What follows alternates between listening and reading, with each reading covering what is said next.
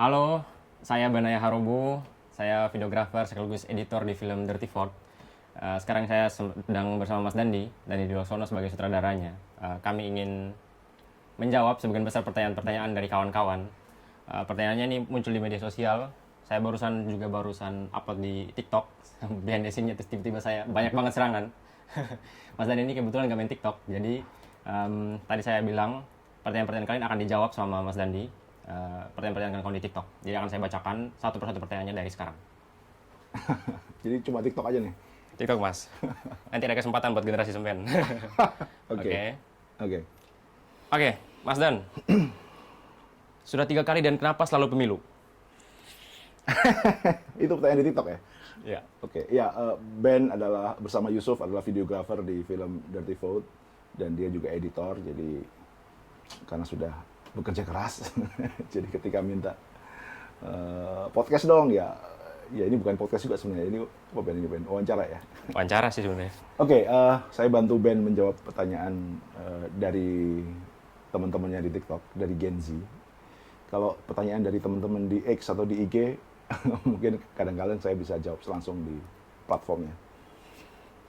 Kenapa selalu pemilu? Kalau lihatnya dari sudut pandang pemilu, pertanyaannya memang kenapa selalu pemilu. Tapi kalau sudut pandangnya dari yang bikin film, ya enggak. Antara pemilu ke pemilu itu, saya bikin banyak film, Ben. Jadi, oke, kita lihat misalnya di 2014, kami bikin yang ketujuh. Ya, yang ketujuh itu memotret tentang pertarungan antara Jokowi dan Prabowo, tapi kami memotret para pendukungnya. Jadi memotret kehidupan para pendukungnya.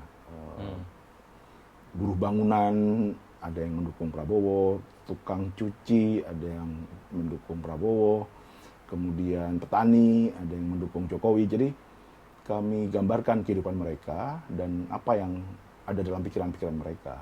Jadi filmnya kemudian di frame sebagai mengglorifikasi Jokowi, begitu ya. Padahal dari 4 karakter yang ada di film itu, belakangan kami baru tahu tiga-tiganya mengaku milih Prabowo setelah keluar dari tempat pemungutan suara gitu. Jadi kami bahkan dari mulai awal syuting beberapa bulan sebelumnya, kami nggak tahu pilihan politik mereka. Kami hanya ingin memfilmkan political behavior dari warga negara dalam konteks Pilpres 2014 ketika itu.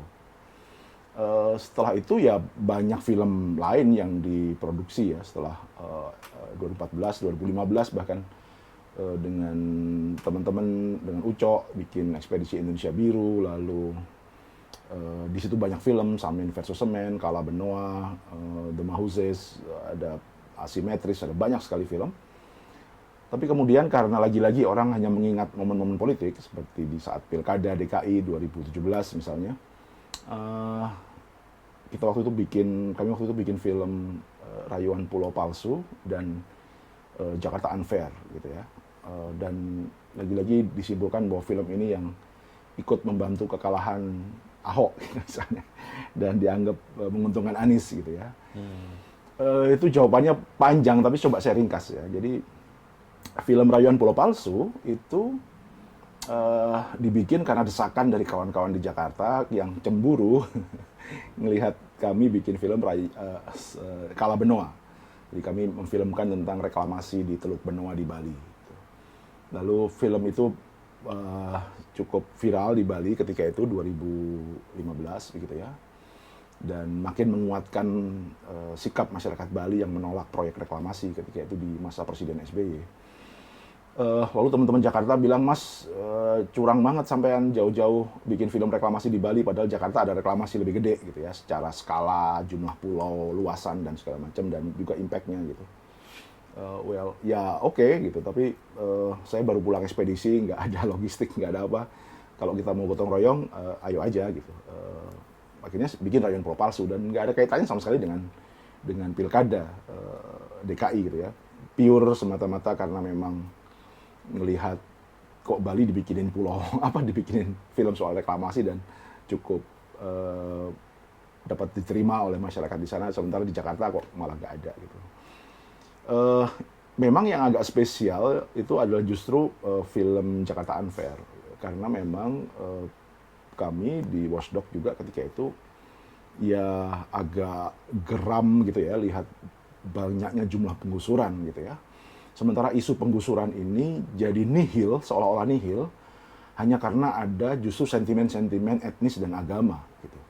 Jadi kita sama-sama tahu di Pilkada DKI itu pertempurannya antara sentimen etnis dan agama dengan persoalan kebijakan publik ya, penggusuran, reklamasi dan segala macam. Tapi isu penggusuran ini setiap jadi poin untuk mengkritik kebijakan gubernur ketika itu, Pak Ahok yang menggantikan Pak Jokowi karena Pak Jokowi jadi presiden, setiap ada kritik tentang ini dianggap nggak relevan. Ya, yang relevan hanya omongan soal Pak Ahok adalah korban dari politik identitas dari mayoritas sehingga harus dilindungi. Saya pada titik itu saya tentu sepakat gitu ya, karena kita nggak boleh memilih pemimpin berdasarkan agama atau etnisnya. Semua orang yang punya KTP Indonesia ya orang Indonesia, titik bagi saya gitu. Tapi karena isu ini besar sekali, serangan pada Ahok juga besar sekali dan saya prihatin pada titik itu.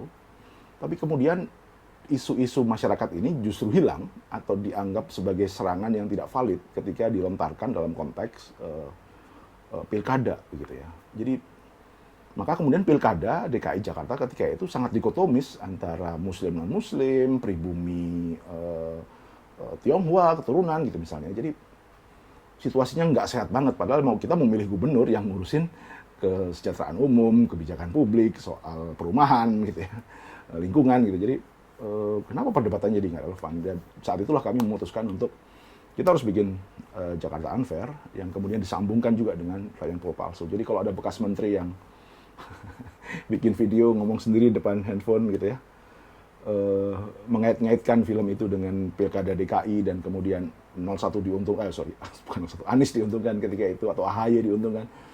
Ya saya bilang ya nggak terhindarkan begitu ya, karena yang sedang berkuasa adalah Ahoknya gitu. Kalau saat itu Anies yang berkuasa, ya mungkin Ahok yang diuntungkan oleh film-film itu gitu ya. Apalagi puncaknya ketika itu AHY mengutip film ini ketika debat gubernur, Ben.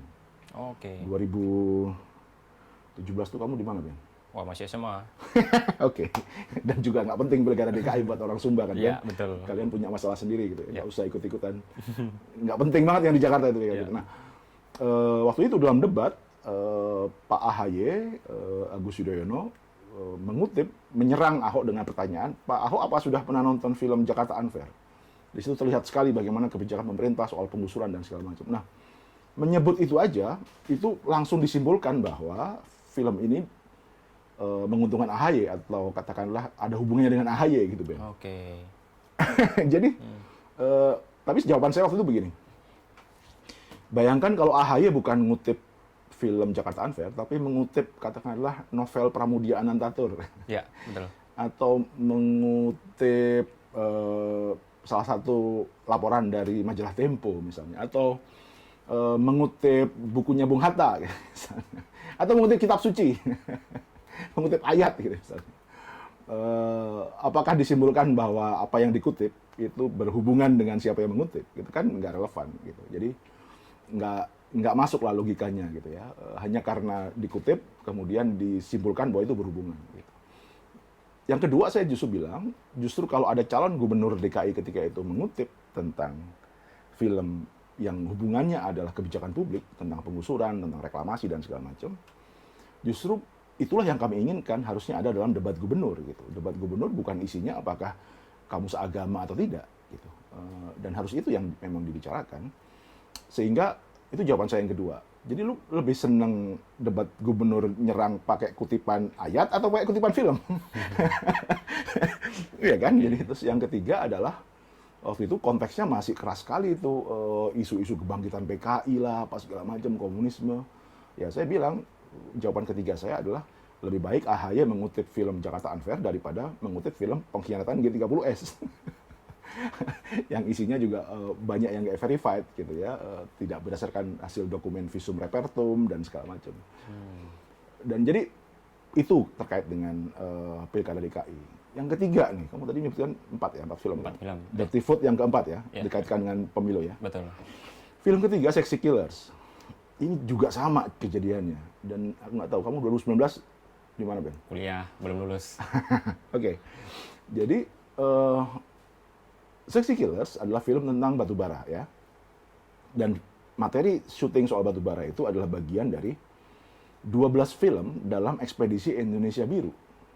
Ada Samin Semen tadi, ada Kala Benoa, ada The Mahuses, ada Lewa di Lembata, ada Asimetris, dan terakhir ada Badui, ada Cipta Gelar gitu ya. Dan terakhir adalah Sexy Killers. Tetapi ketika film ini disuting tahun 2015, nggak ada bayangan sama sekali mau bikin Sexy Killers di 2019 yang keluar bulan April. Nggak ada bayangan sama sekali. Orang syuting di Kalimantan, ya kita juga syuting sawit, syuting batu bara. Di Papua kita syuting tentang proyek food estate dan segala macam. Jadi senatural itu desain produksinya. Lalu kemudian karena batu bara ini isu yang kompleks seperti halnya sawit, kami letakkan sequence kemunculan filmnya atau penggarapannya di bagian ujung karena memang butuh riset. Agak berbeda dengan film Badui yang lebih observatory begitu ya, lebih etnovideografi. Ya sudah, apa yang disuting gampang diedit kemudian dipublish gitu ya. Atau film-film lain yang lebih butuh respon cepat kayak Samin versus Semen ketika itu ya, bagaimana masyarakat petani di Kendeng di Jawa Tengah terancam oleh industri semen dan filmnya harus segera dipublish untuk membantu masyarakat ini atau membantu publik aware dengan apa yang sedang terjadi di Pegunungan Kendeng gitu. Jadi itu, tapi untuk sawit dan batu bara kami pertimbangannya mau publish hari ini atau 5 tahun lagi, isu ini masih akan ada di Indonesia gitu, masih dominan gitu ya. Jadi kami putuskan, oke, daripada muncul dan kemudian nggak terlalu punya impact, kita akan lengkapi dengan riset-riset yang lain. So akhirnya film sawit muncul memang menjadi film yang ke-10. Lalu ada Made in Siberut, disela sedikit dengan Made in Siberut, dan film Batubara yang kemudian belakangan judulnya Sexy Killers muncul di 2019 gitu, dari produksi Ekspedisi Indonesia Biru 2015 gitu. Nah, karena ketika itu risetnya ditambah, berkembang, kita lihat, loh kok seru banget ini. Jadi begitu kami mulai meriset siapa yang sangat terkait dengan industri batubara dan membuat Indonesia kebijakannya nggak segera beranjak ke energi terbarukan, kami mulai, oh ada konflik kepentingan kayaknya nih. Kenapa kita nggak segera seperti negara lain mulai meninggalkan energi kotor menuju energi baru yang lebih bersih misalnya. Oh ternyata mereka juga pemegang saham di tambang batubara, mereka juga pemegang saham di PLTU gitu. Jadi itu baru ketemu dalam riset yang lebih detail, walaupun ya sebelum-sebelumnya kita sudah tahu, semua media dan jurnalis juga sudah tahu gambar besar pemain-pemain batubara gitu ya. Tapi begitu masuk ke Pilpres, jadi kayak pengetahuan kita yang sudah banyak tadi itu ke frame gitu. Loh, orang-orang ini bersaing tapi sebenarnya mereka ada dalam jaringan kepemilikan saham atau usaha bisnis yang sama gitu. Tapi di Pilpres mereka kayaknya seru banget berantem depan orang gitu kan. Dari situ kemudian kita lihat, andai ketika itu mereka nggak berantem, satu kubu misalnya, kita mungkin juga nggak ngeh tuh ada kontradiksi atau koneksi di antara para pemain oligarki batubara ini yang kemudian pura-pura berseteru dalam Pilpres gitu. Tapi karena mereka berantem, seolah berantem, jadi ngelihat, oh seru banget nih di luar berantem, dalamnya begini gitu kan. Jadi itulah kemudian kami putuskan, oke, kita harus kaitkan film ini dengan Pilpres. Jadi keputusan itu ada di awal tahun 2019 gitu. Ketika sudah mulai masuk musim kampanye dan muncul daftar nama tim kampanye dari kubu Jokowi, daftar muncul nama tim kampanye dari kubu Prabowo, dan ya ini sih perusahaan batubara semua gitu kan. Ya itu kemudian kami kaitkan gitu. Jadi lalu pertanyaannya adalah, kalau memang begitu sejarahnya, ketika dia muncul di masa pemilu, ya lebih tepat dong. Masa harus saya tunda sampai musim libur Lebaran atau libur Natal gitu, nggak ada kaitannya dengan apa yang sedang kami bicarakan. Nah, sekarang sampailah kepada pemilu 2024, ngomongin dirty vote. Ya, antara 2019 sampai 2024 kamu udah nonton film apa aja lah, Ben? Misalnya, Ben? Film-filmnya yang Mas Dandi bikin? Ya, setelah Sexy Killers. Sexy Killers, serial ekspedisi, udah tamat semua. Betul, 50 episode. 50 episode tamat. Oke, terus? Terus Badui yang pertama kali itu. Oke. Badui terus. Ya itu sebelum 2019. Yang setelah 2019? Setelah 2019. Kinipan? Kinipan, sorry. Kinipan, Okay. masih ada Kinipan. Ya. Di Endgame, Di Endgame, soal KPK. oke, Pulau Plastik Pulau Plastik apa lagi ya? di Netflix. Iya, di Netflix. Jadi sebanyak itu juga, belum lagi serial 20 serial Ekspedisi Tiga Sungai. Betul. Ya kan, itu antara Sexy Killers dengan Dirty Food. Jadi antara Sexy Killers dengan Dirty Food banyak sekali film. Dan memang pekerjaan saya bikin film. Jadi kalau ada yang bilang bikin film 5 tahun sekali, terus saya makan apa? Betul. Masuk. Ya kan? Jadi enggak lah, saya bikin film ya ada nggak ada pemilu, ada nggak ada presiden, saya bikin film. Kira-kira gitu. Ya cuma temanya berbeda-beda. Nah, jadi kalau dalam konteks itu, ya bikin film adalah pekerjaan saya dengan Watchdog dan sekarang dengan teman-teman dari Koperasi Ekspedisi Indonesia Baru gitu. Jadi saya sekarang bahkan punya 2 studio untuk memproduksi film. Jadi sekali lagi ada nggak ada pemilu ya saya bikin film, pekerjaan saya bikin film. Apa jadi pertanyaannya tadi? Oke, kayaknya itu jawabannya udah penting-penting semua di awal tadi. Oke, teman-teman saya ini penasaran sama satu awal nih, di fase awal proses pembuatan film. Idenya, dapat dari mana ide pembuatan film ini? Dirty Fog. Oke, buat teman-teman band di TikTok, nanti dipotong-potong aja berarti. Jadi begini dong, Ben. Iya, jadi vertikal. Mata tit. Aduh, oke. Ide pertama sebenarnya dari kegelisahan kita semua ya, melihat berita-berita soal kecurangan pemilu. Ya. Kita melihat berita sehari-hari lah soal menteri yang kampanye, menteri yang nggak malu-malu lagi mengatakan bahwa bantuan sosial ini dari presiden gitu misalnya. Jadi kok kayaknya kita jadi hancur standar normalnya ya gitu. Saya lahir di era Soeharto dan kemudian mengalami masa reformasi, konflik kepentingan dan apa yang terjadi hari ini itu sebenarnya nggak normal gitu. Tapi karena kayaknya dibikin setiap hari, ya, jadi kayak oh this is another bad thing gitu. Jadi sambil lihat ini, oke, merata, oke. Jadi lama-lama kita kayak normal gitu ya. Ada teori kata direbus itu. Kalau kata dimasukin air panas dia langsung akan menggelinjang, akan lompat. Tapi kalau dimulai dari air dingin, dipanasin pelan-pelan, lama-lama dia matang dan nggak sadar kalau dia sudah matang. Ini sama dengan gitu. Ada kecurangan ini, kecurangan itu, ya. Aparat nggak netral dan segala macam. Bahkan presiden bikin gesture-gesture yang nggak netral gitu. Bahkan ibu negara gitu mengeluarkan 2 jari dari dalam mobil kepresidenan misalnya. Itu lama-lama kita anggap kita anggap normal gitu. Sampai puncaknya adalah bahwa kasus di MK gitu ya, itu sesuatu yang besar banget ya. Jadi seperti yang digambarkan di film Dirty Food gitu misalnya, saya melihat bagaimana banyak orang berusaha untuk mengubah ketentuan syarat menjadi presiden yang harusnya yang dibikin oleh DPR 20% presidential threshold, jadi hanya 20% yang boleh mengajukan calon presiden adalah partai-partai yang suaranya minimal 20% atau gabungan partai yang minimal 20%. Jadi kalau nggak punya suara 20% di parlemen, nggak bisa. Jadi partai-partai kecil walaupun sudah masuk parlemen, nggak bisa ngusulin jadi presiden. Sesakral itulah syarat jadi presiden yang didesain oleh partai-partai ini. Sehingga Ben jelas nggak, kalau dia bukan anak sultan atau pamannya ketua MK, nggak Jangan mungkin. harap. Atau kalaupun itu kamu tetap harus bisa meyakinkan partai-partai gede untuk mendukung kamu, dan partai gede butuh biaya gede dan nggak mungkin nggak ada transaksi ketika kamu ingin dapat suara dukungan dari partai politik sebesar itu. Sementara mereka sudah keluar modal besar untuk pemilu, mereka nggak bikin kontrak politik sama kamu, nggak mungkin, gitu ya. Jadi memang gimmick juga ya nih, ngajak-ngajak bawa generasi saya gitu ya. betul. Jadi bayangin syarat jadi presiden itu jadi mahal dan nggak mudah banget.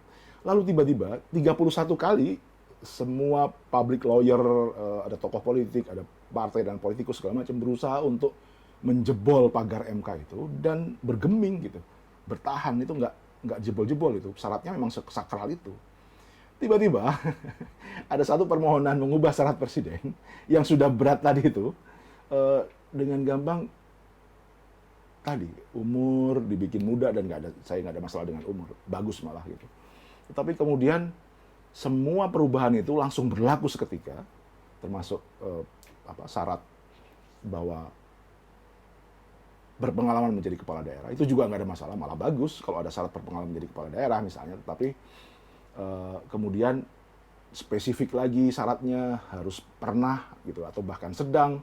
Jadi MK bahkan mengubah syarat. Jadi semua cerita ini lewat di lewat di mata saya gitu ya.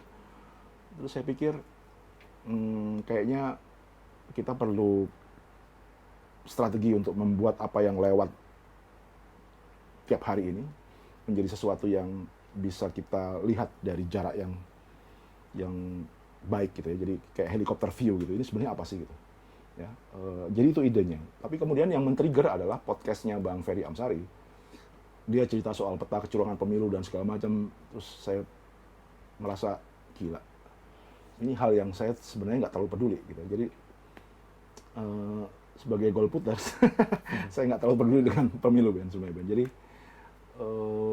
pemilu mau apa kayak saya nggak terlalu peduli gitu ya. Tapi begitu melihat, oke, orang masih percaya dengan sistem demokrasi dan pemilu. Jadi pemilu itu kan sebenarnya sirkulasi elit ya, momen untuk gantian arisan berkuasa.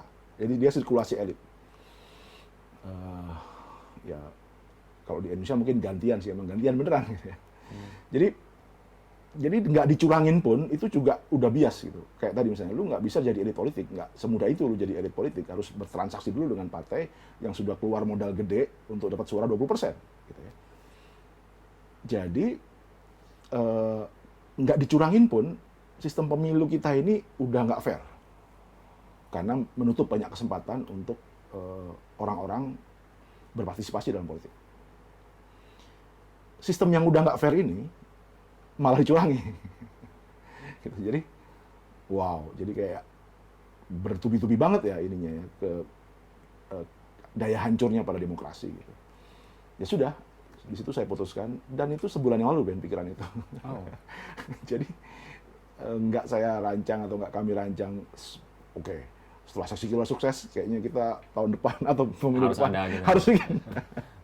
Enggak lagi, dan topiknya apa juga. Mau meriset apa lagi gitu. Mau ngomongin oligarki, semua orang sudah tahu. Bahkan paradoks kan, makin dibuka oligarkinya, makin nggak malu-malu jadi oligarki gitu. Jadi, ya nggak kebayang kan, masa 5 tahun lalu, ya saya nggak tahu ya. Tapi kita kan nggak kebayang 5 tahun lalu cawapresnya Gibran gitu misalnya. Ya kan, ada isu di MK itu kan, kalaupun bahkan 2 tahun lalu aja, nggak kebayang. Bahkan setahun lalu aja mungkin, kita yang awam ini, yang tiap hari mikirin kredit motor, cicilan rumah, bayar sekolah, nggak kepikiran. Tapi mungkin orang yang memang pengen Gibran jadi cawapres, ya udah mikirin gitu. Tapi kita sehari kan nggak kepikiran. Jadi nggak masuk akal kalau film kayak Dirty Vote ini didesain dengan rapi dan segala macam. Dan kalaupun direncanakan dengan rapi, ya filmnya pasti jauh lebih keren dari sekarang lah. Jangankan kita mas, bapaknya aja nggak kepikiran dulu kalau anaknya bakal jadi. Oh oke. Oke, apalagi udah yang- setengah jam ini, hampir setengah jam. Oke. Oke, proses membentuk tim, khususnya tim di Dirty Vote ini. Ya, setelah saya melihat itu, ke-trigger itu, kemudian saya hubungi Bang Ferry Amsari. Bang, apa yang Bang Ferry sampaikan, saya pengen dengar lebih jauh, lebih detail. Kayaknya saya punya ide untuk memfilmkan. Wah, Bang Ferry excited banget, dan kemudian kita ketemu dengan teman-teman timnya yang lain, tim risetnya Bang Ferry dan teman-teman Temis Indonesia namanya. Saya lihat datanya, saya lihat sumbernya, saya lihat berapa tim yang terlibat gitu kan. Saya nggak mungkin juga ujuk-ujuk gitu ya, hanya karena podcast misalnya. Walaupun saya juga kenal lama Bang Ferry dan pasti kredibel, tapi karena saya awam, saya justru ingin lihat lebih jauh gitu, apa isi hasil risetnya. Dan saya pikir luar biasa ya sudah dikerjakan teman-teman. Lavo di situ sebagai komandan tim riset yang kemudian juga membantu proses riset di film ini gitu. Lalu kita diskusikan dan saya juga berpikir kayaknya perlu ada orang lagi yang menguatkan, yaitu Mbak Bivitri Susanti. Lalu saya hubungi Mbak Bibip karena saya juga tahu beliau beberapa kali menjadi ahli di MK. Itu sekaligus ya menjawab pertanyaan, banyak pertanyaan kayaknya juga Ben, di tempatku sih ada pertanyaan misalnya, kenapa 3 orang ini? Ya simple, 3 orang ini punya pengalaman menjadi ahli atau berurusan dengan MK gitu. Jadi ini yang mungkin tidak dimiliki banyak pakar yang lain gitu ya, di banyak kampus, walaupun kampusnya mungkin terkenal gitu misalnya. Tapi intinya 3 orang ini sering muncul di media dan mereka sangat akrab dengan isu-isu terkait konstitusi gitu. Lalu terakhir ya kita saya menghubungi Bang Uceng, dan semuanya mereka tanpa pertanyaan. Jadi mereka langsung, oke, saya gabung. Tampaknya memang sudah ada keresahan yang bersama-sama, keresahan bareng gitu ya. Sehingga ketika di-trigger dengan, yuk kita bikin project ini yuk. Gitu. Bahkan nggak ada satu pertanyaan pun yang siapa yang support. Duitnya dari mana? Gimana teknisnya? Nggak ada. Mereka nggak nanya sama sekali? Nggak nanya sama sekali. Kayaknya juga sama kayak waktu lu gua ajak gabung juga nggak nanya. Nggak nanya juga sih. Makanya itu dia. Jadi, kayaknya kita punya kegelisahan yang sama. Kemudian udah kita jump in, kita kerjakan ini bareng-bareng. 3 narasumber ini mungkin juga ada pertanyaan, duitnya dari mana gitu ya? Ada nggak, Ben? Biayanya dari mana gitu? Ada sih beberapa. Oke. Ini ya bahkan kita dibilang kalau kita dibiayai sama orang lain, sama asing. Iya. Selalu asing, asong. Gitu. Gimana tuh? Selalu orang cari kambing hitam. Tapi intinya saya jawab. Udah, saya juga nggak kepikir ke bagaimana seperti halnya juga Sexy Killers atau film-film yang lain yang selalu kolaborasi gitu ya.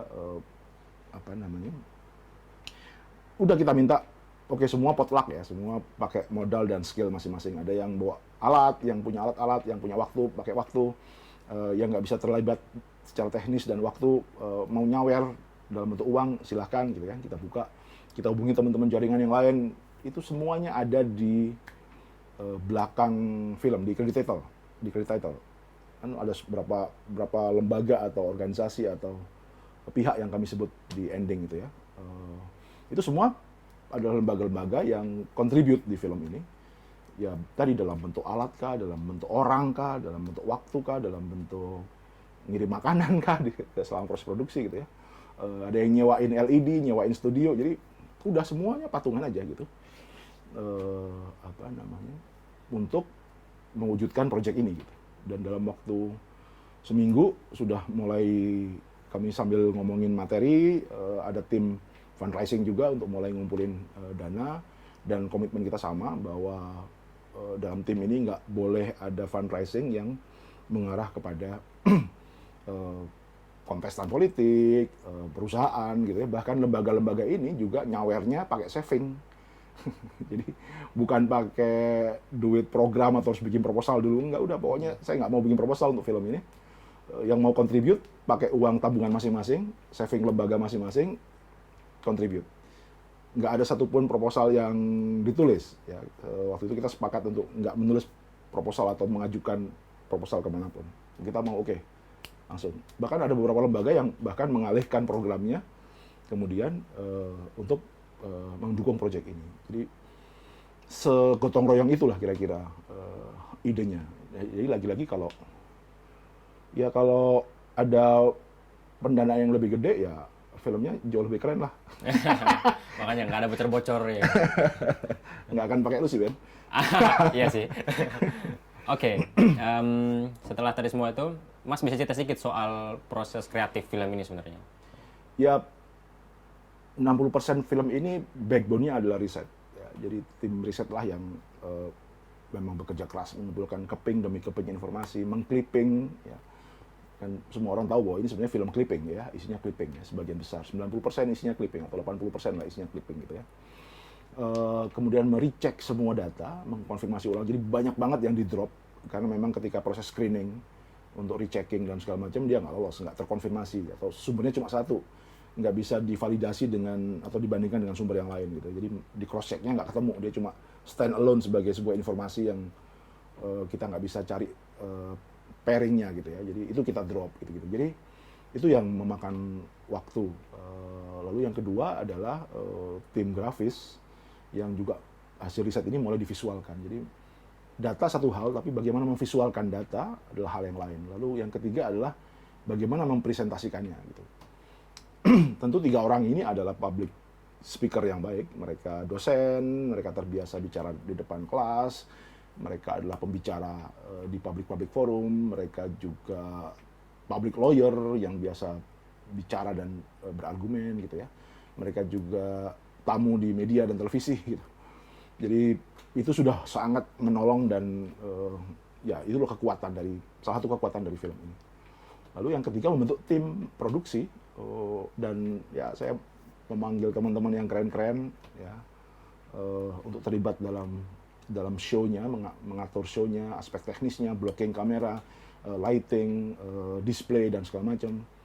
Ini teman-teman yang luar biasa, termasuk kalian, termasuk lu Ben, termasuk teman-teman yang lain bergabung, dan ya, jadi Pleasure. ya. Oke Mas, next pertanyaan, apakah film ini partisan?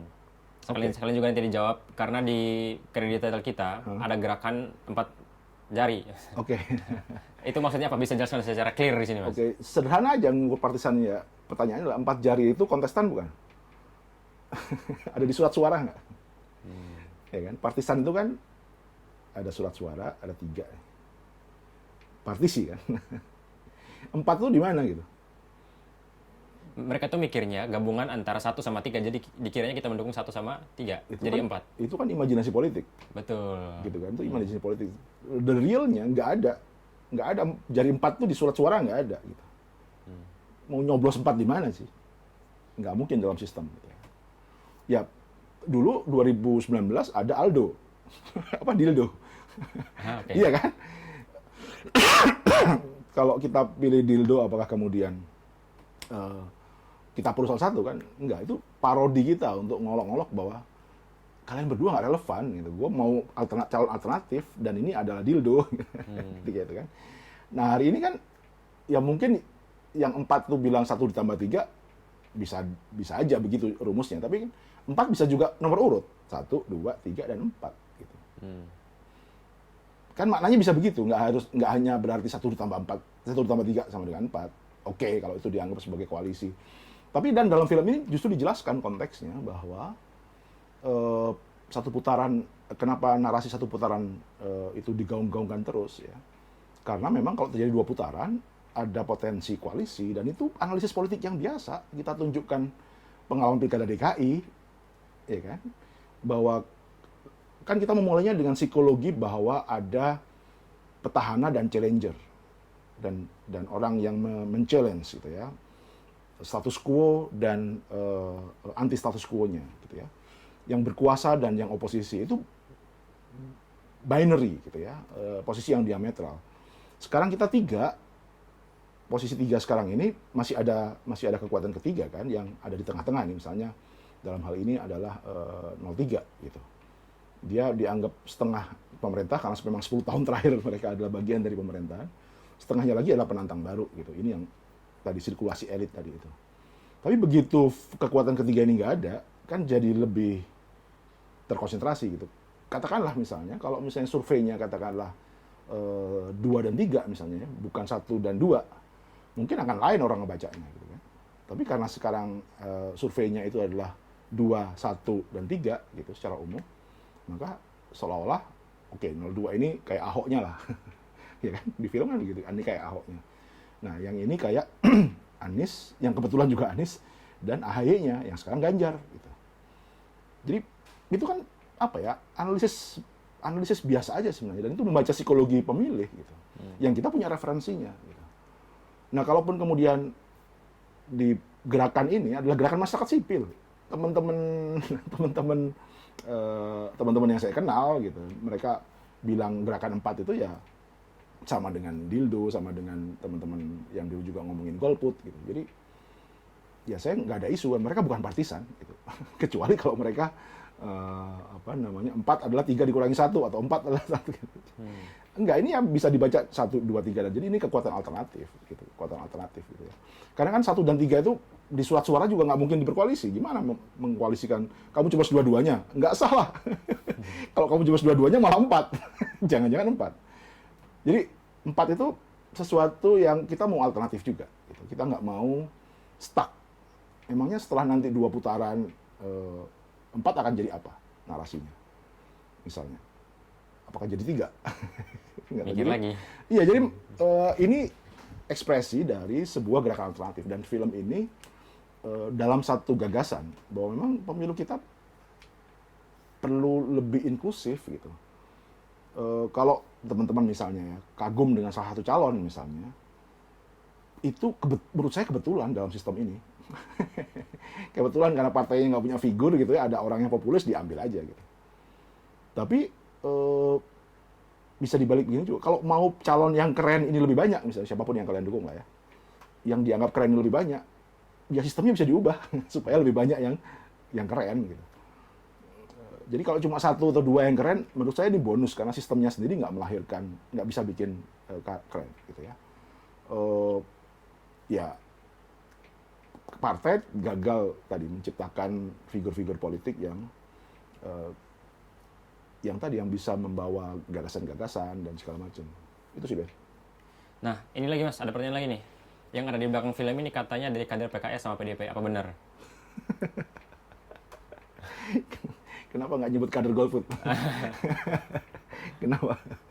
Ya jelas saya golputer sih 2019 ya. Jadi di belakang film ini ya golput. Kalau mau ngomong begitu ya. Ya sebelum tim ini muncul kita screening ya. Kita diskusikan. Nggak boleh ada yang terafiliasi dengan pihak manapun terlibat dalam produksi film ini. Itu di awal-awal banget gitu ya. Tapi kalau kesamaan pandangan, gimana mempartisi kepala orang supaya nggak punya kesamaan pandangan gitu ya.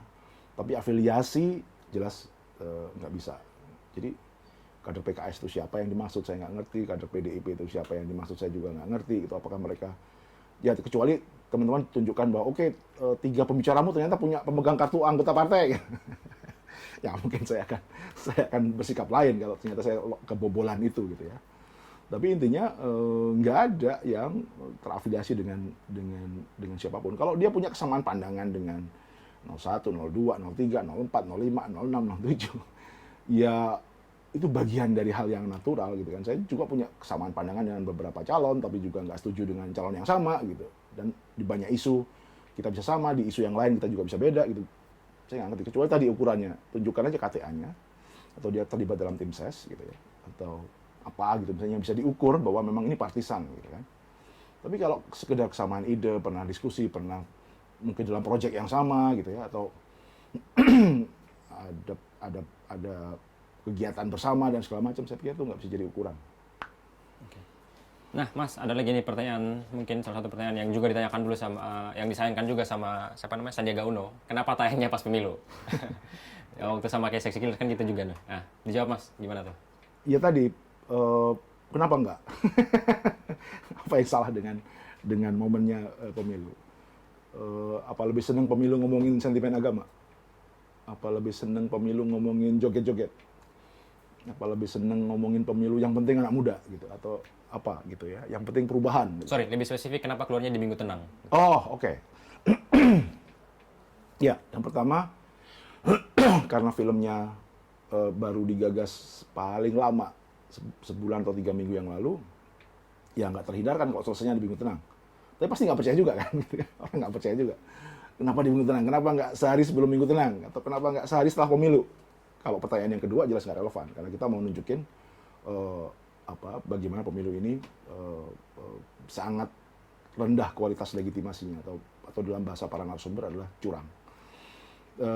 Kenapa Minggu Tenang? Ya simpel, karena memang konten ini sudah banyak muncul sebenarnya di masa kampanye, tapi selalu ketiban dengan semua narasi tentang kampanye. Jawaban saya masih sama dengan Seksi Killers. Saya menunggu ketika orang sudah selesai dengan hiruk-pikuk politik, dan saatnya memikirkan hal yang lebih substansial. Gitu ya. Jawaban saya pun kali ini sama. Kalau konten ini muncul di tengah hiruk-pikuk, kampanye dan segala macam, juga akan nggak dianggap. Karena tetap akan dianggap sebagai bagian dari strategi kampanye salah satu orang yang merasa diuntungkan atau dirugikan, misalnya. Yang kedua, konten ini sudah muncul setiap hari di masa kampanye, tapi nggak ada orang notice, karena tadi berserak dan segala macam ya, ketiban segala hal. Yang ketiga, ya simpel jawabannya, ya ini pilihan strategis saya, kami semua di tim produksi. Ketika orang sudah nggak bisa kampanye, gantian kami yang kampanye, boleh nggak? Toh cuma 3 hari. Sementara para capres ini kan sudah berbulan-bulan ya berkampanye di mana-mana gitu kan. Kita disuruh dengerin mereka tiap hari gitu kan. Masa kita minta 3 hari aja nggak dikasih gitu. Itu jawaban saya yang sama dengan jawaban saya 5 tahun lalu. Jadi udah sesimpel itu. Apa hukum mana yang dilanggar dengan mengeluarkan konten sekarang? Sebagai warga negara, kita bikin konten apapun, jangankan 3 hari sebelum kampanye. Besok coblosan, malam ini kita rilis kan juga bisa aja. So, apa? Di mana letak pelanggaran hukum? Oke, kayaknya itu aja sih. Rasa penasaran mereka sama sekali nggak berani nanya soal substansi di TikTok bahkan kayak. Oh, oke. Nggak ada yang stop sih. Nggak ada. Tapi mungkin sampaikan ke teman-teman di TikTok juga soal pertanyaan dari mana duitnya. Ini juga pertanyaan yang disampaikan ketika saya Killers atau di film manapun. Dan saya selalu jawab begini. Saya akan jawab pertanyaan itu dan sudah saya jawab. Dan nggak ada yang perlu disembunyikan. Dan saya tidak keberatan menjawab itu. Tetapi ada pertanyaan yang lebih penting sebenarnya. Misalnya, dari mana sih para capres itu dapat duit untuk charter pesawat? Kayaknya itu lebih menarik nggak? Dari mana sih tim pemenangan atau tim kampanye nasional atau apapun namanya itu membiayai tim medianya atau para buzzernya? Dari mana sih mereka membayar tukang survei? Duitnya dari mana? Saya pikir itu jauh lebih relevan ditanyakan daripada dari mana uang untuk bikin film. Karena film ini tidak membuat kebijakan setelah itu untuk narik pajak lebih banyak. Lebih berimpact ketika mereka yang sedang berkampanye dan akan berkuasa ini punya hutang miliaran atau triliunan yang harus dibayar dalam bentuk undang-undang cipta kerja, proyek-proyek IKN misalnya, atau proyek-proyek food estate, atau kebijakan-kebijakan yang lain yang bisa membuat subsidi dikurangi, pajak makin besar, beban hidup makin susah, iuran BPJS bisa naik, hanya karena mereka membayar utang-utang politik selama kampanye. Jadi justru lebih menakutkan atau lebih relevan pertanyaannya yang diajukan adalah para capres ini dapat uang dari mana? Daripada film ini dapat uang dari mana? Kalau kita lebih seneng nanya yang kedua daripada tanya yang pertama, ya ada yang salah aja dengan logika kita. Oke. Karena ya saya akan jawab film dari mana saya sudah jawab dan bisa diaudit, bisa ditanyain, bisa di cross check. Tapi gimana kita bisa cross check? Kalau jalan kampanye pakai jet itu siapa sih yang bayarin? Kalau kalian bikin acara bagi-bagi kaos atau baliho ribuan itu siapa yang bayarin sih? Setelah itu dibayarin, setelah menjabat ditukar dengan apa ya? Ditukar dengan iuran BPJS kami yang naik nggak? Ya nggak ada yang nanya ya soal itu ya. Persis. Ditukar dengan harga beras nggak? Ditukar dengan biaya sekolah yang makin mahal nggak? Jadi kita memang sering dicuci otak untuk tidak mempertanyakan hal-hal yang kita anggap normal, lalu kemudian tergoda untuk mencari sesuatu yang ya lebih kecil karena kita anggap soft target. Nanya ke kita kan nggak ada konsekuensi apa-apa. Jelek-jelekin kita kan nggak akan kita aduin dengan undang-undang ITE. Saya anti undang-undang ITE.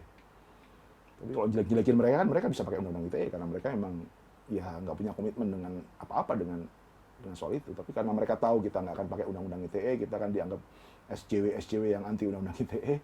Jadi mau fitnah kita kayak mau nuduh apapun kayak mereka tahu nggak akan ada konsekuensi karena begitu kita ngelaporin pencemaran nama baik, mereka akan bilang tuh kan mereka mendukung undang-undang ITE. Jadi kita udah tahu lah langgam-langgam yang kayak begini ya sudah akhirnya tadi saya sudah jawab pertanyaan soal dari mana duitnya segala macam sudah kami jawab. Sekarang pertanyaan saya mohon dijawab.